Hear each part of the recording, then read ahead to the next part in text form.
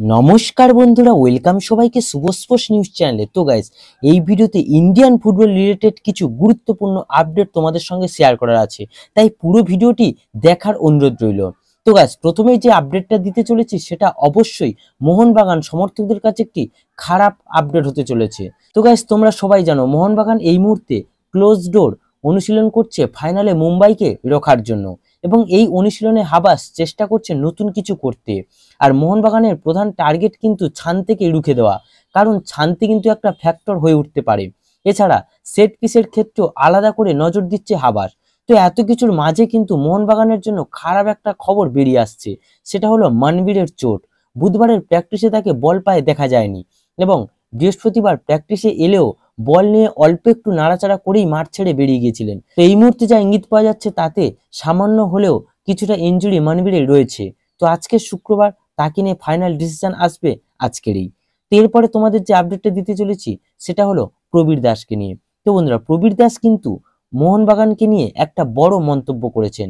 তো প্রবীর দাস তিনি নিজেই জানিয়েছিলেন যে তার কাছে ইস্টবেঙ্গলের একটা ভালো অফার আছে, আর সেটা নিয়ে তিনি বলেছেন, মোহনবাগান আমার হৃদয়ে, তাই ইস্টবেঙ্গলে সই করা আমার দ্বারা সম্ভব নয়।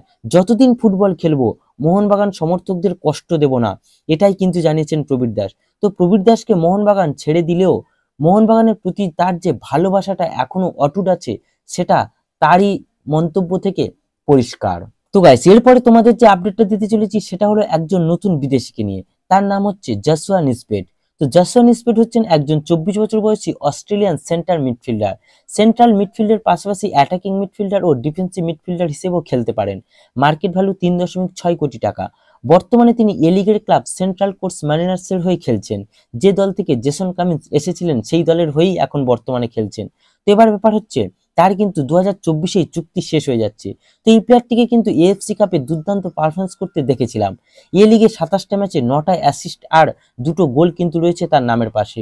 মানে মিডফিল্ডার হিসেবে দারুণ একটা প্লেয়ার। তো এই 24 বছর বয়সী প্লেয়ারটির উপর কিন্তু ইন্টারেস্ট রয়েছে মোহনবাগানের, এবং বিদেশি একটা মিডিয়া থেকে দাবিও করা হয়েছে মোহনবাগান এই প্লেয়ারটির সঙ্গে কথাবার্তা চালাচ্ছে। তবে যেহেতু তার বয়সটা মাত্র 24 বছর এবং অস্ট্রেলিয়ার ন্যাশনাল টিমেরও প্লেয়ার, সেক্ষেত্রে তিনি সম্ভবত ভারতে আসতে চাইবে না।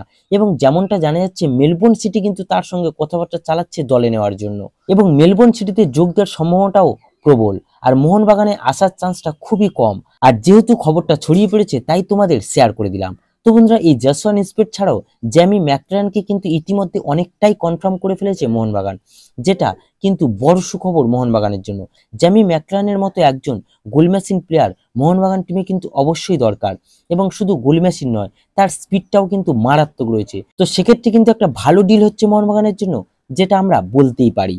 তো গাইস, এই ভিডিওতে এটুকুই জানানো ছিল। আর ভিডিওটি যদি ভালো লেগে থাকে তাহলে অবশ্যই লাইক ও সাবস্ক্রাইব করে দিও।